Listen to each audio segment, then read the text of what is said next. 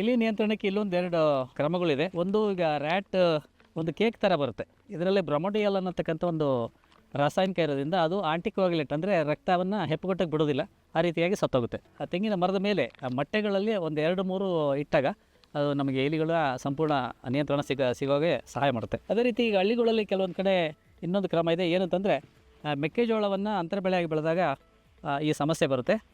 ಮೆಕ್ಕೆಜೋಳದ ಗಿಡವನ್ನು ಹತ್ತಿಬಿಟ್ಟು ಅಲ್ಲಿ ತೆನೆಯನ್ನು ತಿಂತವೆ. ಸೊ ರೈತರು ಇದನ್ನು ಒಂದು ಕ್ರಮವನ್ನು ಇದು ಮಾಡಿದ್ದಾರೆ. ಏನಂತಂದರೆ ಮೆಕ್ಕೆಜೋಳದ ಪುಡಿಯನ್ನು ಮರುಸುತ್ತ ಒಂದು 3 ದಿವಸ ಹಾಕಿ ನಂತರದಲ್ಲಿ ಅದಕ್ಕೆ ಅದು ಹೊಂದ್ಕೊಂಡಾಗ 4ನೇ ದಿವಸ ಇದು ಸಿಮೆಂಟ್, ಬಿಳಿ ಸಿಮೆಂಟ್ ಜೊತೆ ಸಮ ಪ್ರಮಾಣದಲ್ಲಿ ಮೆಕ್ಕೆಜೋಳದ ಪುಡಿ ಮತ್ತು ಸಿಮೆಂಟ್ ಪುಡಿಯನ್ನು ಹಾಕಿ ಸುತ್ತ ಚೆಲ್ಲಿದಾಗ ಅದು ಬಂದು ಅದನ್ನು ತಿನ್ನುತ್ತೆ. ತಿಂದಾಗ ಅದು ಹೊಟ್ಟೆಗೆ ಹೋಗಿ ಹೊಟ್ಟೆಯಲ್ಲಿ ಅದು ಗಟ್ಟಿಯಾಗುತ್ತೆ. ಗಟ್ಟಿಯಾಗಿ ಅದು ಆಹಾರ ಸೇವನೆ ಮಾಡೋಕ್ಕಾಗಲ್ಲ ಮತ್ತು ಅದು ಹೊರಗೂ ಹಾಕೋಕ್ಕಾಗಲ್ಲ ಆಹಾರನ. ಹಾಗಾಗಿ ಅದು ಸತ್ತೋಗುತ್ತೆ ಇಲ್ಲಿ.